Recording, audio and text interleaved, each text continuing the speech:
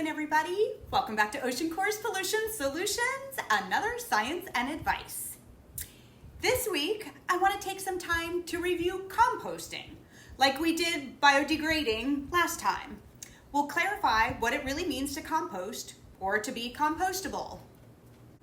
Compostable, like biodegradable, is also thrown around with reckless abandon in the marketing world, especially now that companies realize this is important to consumers to convince you to feel good about buying their stuff. And once again, it makes it really important for you to know exactly what they're talking about so you can make informed, responsible, and sustainable choices. So what does compost really mean exactly? And what do we, as informed consumers, need to know about it? Let's start with Merriam-Webster's definition, which says, compost is a mixture that consists largely of decayed organic matter and is used for fertilizing and conditioning land, and to convert a material such as plant debris to compost. So composting starts with organic materials, stuff Mother Nature made herself, and with the addition of water and oxygen, the bacteria that is already there breaks down the plant material into useful stuff for your garden. A fairly simple concept. But what does this look like in real life? I'm sure many of you have seen something on it somewhere, or hopefully had grandparents that had a compost pile in their yard. If you're a gardener and you don't have one already, it might be a really fun family project to see not only how things grow, but also how Mother Nature recycles and reuses them. Okay, so to compost, the process needs organic materials, water, and oxygen. Once again, we have the same issue with compostable as we do with biodegradable in respect to appropriate oxygen levels and the right living organisms present.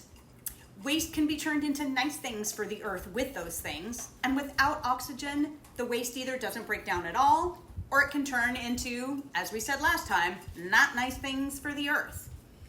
Okay, so where do the majority of compostable things go? And are the specific conditions being met here? Let's take a look. Unlike biodegrading, we actually have specific composting facilities that create the needed conditions for this process to be successful, but only in some places. Is there one in your area? Many places, and Hawaii is a great example, have no commercial composting facilities or anything even close. This means that if you're like us, all of our compostable stuff also ends up in our landfill or getting buried, or maybe even burned, but never experiencing the right conditions to finish its end-of-life process. This is especially concerning here in Hawaii as we try to get away from using single-use plastic items, since this means many places, especially restaurants, are switching to plant-based compostable products, like the single-use plant-based compostable coffee cups or utensils everyone is using now.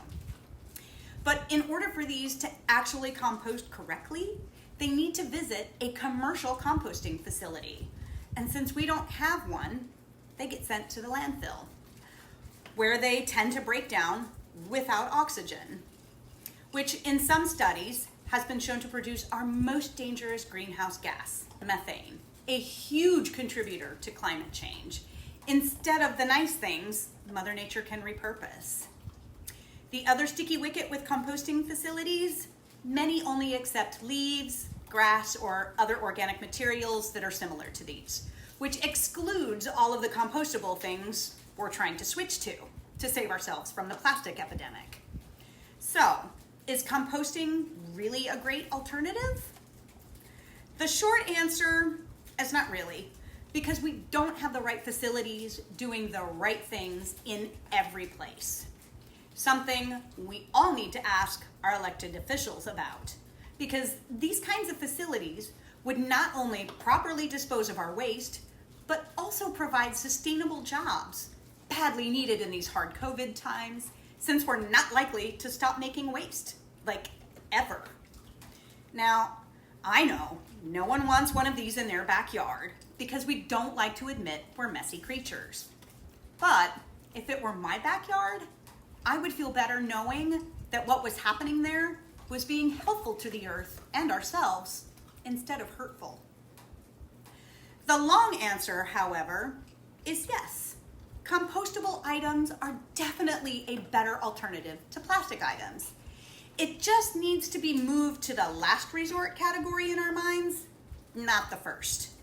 The first option should always be to not make the waste in the first place. There are just too many of us doing the same things too many times for composting to be the silver bullet fix-all.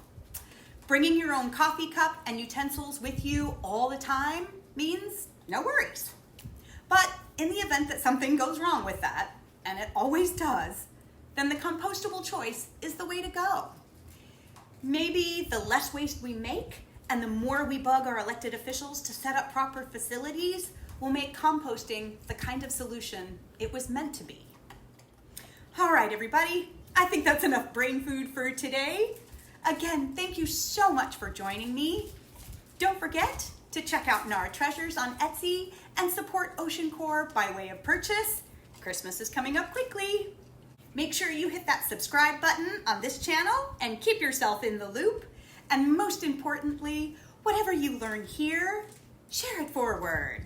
I'll see you next time.